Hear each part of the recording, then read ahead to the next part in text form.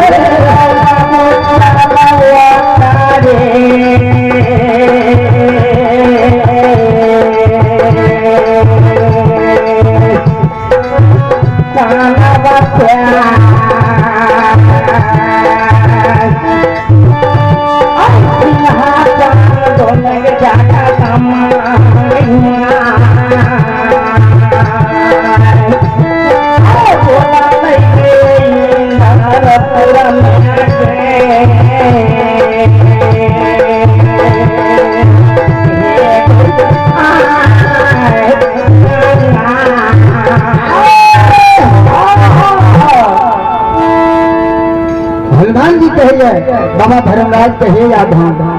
चलो चलो कोनो सेवक के गाय गोविंद फेर गेल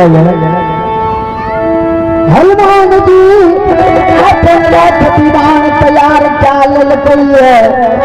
अब बाबा धर्मराज रथ पर बैठ गेले समय पे नहीं रहले 2-4 घंटा रहले बाबा धर्मराज रथ पर बैठ गेले से बाबा है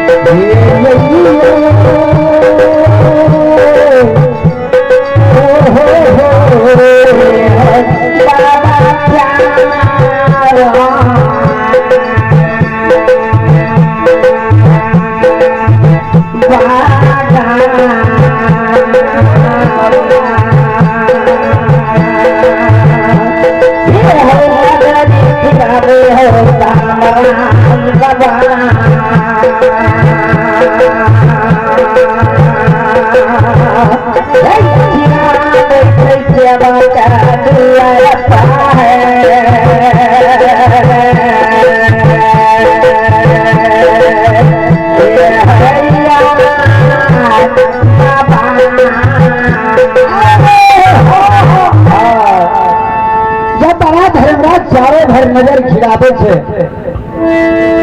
तो देखे छे ज्योतिष के यमा के काने कहे छे हनुमान जी जकरा बेटा कबोद शहर चला गेल रहा ओकरे यमा बेटा के कारण अनहर बनल छे माँ के कानव से जहिना सन भादो महीना नदी उधिया गई नदी के लहर नदी से ही है माँ के पेट के लहर बर्दाश्त नहीं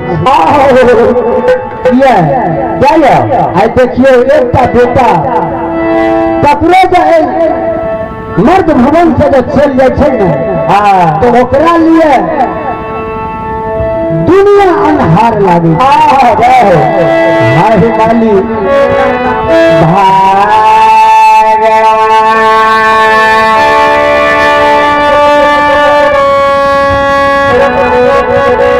मैया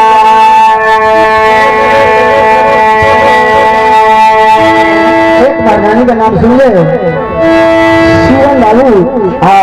मालिक के खाता में 11 रुपया से भाग लेती है बाबू के सुख शांति मनोकामना पूरा करी हो बल बुद्धि विद्या के भंडार दी हो जय हो दादा धर्मराज जय हो मैया नदी के लहर नदी सहया माय के पेट के लहर बर्दाश्त नहीं हो